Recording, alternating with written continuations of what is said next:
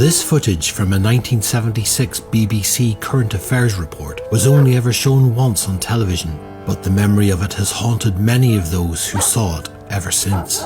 It's a nationwide report about a werewolf figure that was associated with two Celtic stone heads found by children near Hadrian's Wall, on the border between Scotland and England. The footage lay untouched in the BBC archive for almost 50 years, with its sound believed to have been lost forever. However, thanks to AI voice recognition, much of the original audio has been discovered, recorded at the end of a religious affairs programme from a few weeks later. The stone items, known as the Hexam heads, were sent to Dr. Anne Ross, a Celtic archaeology expert, who describes how, late at night in bed, she felt a cold shiver and something made her look towards the door.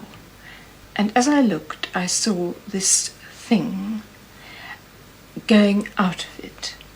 And it was about 6 feet high, slightly stooping, and it was black, against the white door, and it was half animal and half man. The upper part, I would have said, was a wolf, and the lower part was human.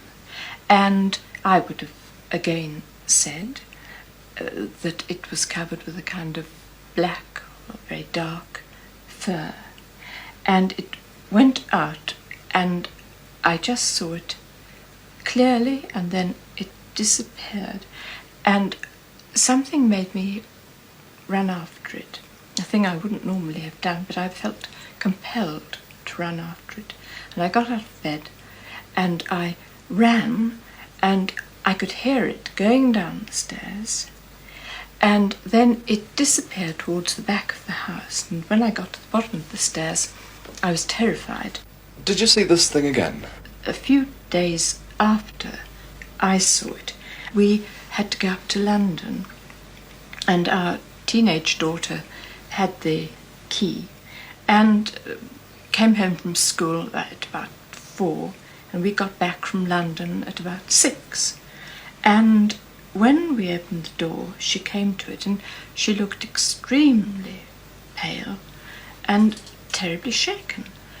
Finally, I got it out of her what had happened, and she had opened the front door with the key, and as she opened it, a black thing, which she described as being as near a werewolf as anything that, she could imagine, had leapt halfway down the stairs, had jumped over the banisters, and landed with a kind of plop, like padded heavy animal feet, and it had rushed towards the back of the house, and she had felt compelled to follow it.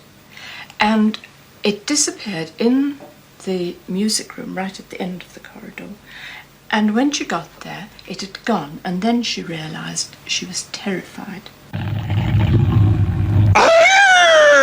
The day that the heads were removed from the house, everybody, including my husband, said, it's as if a cloud had lifted. And since then, there hasn't been really a trace of it. We saw dozens of Celtic heads in our travels around the country, and none of them would win any prizes in a beauty competition. With something less than enthusiasm, we tried to trace the two that were being blamed for all the aggro. We didn't find them. It seems that the various people who had them were only too happy to see the back of them, and they weren't terribly worried about where they went. Well, do you believe it?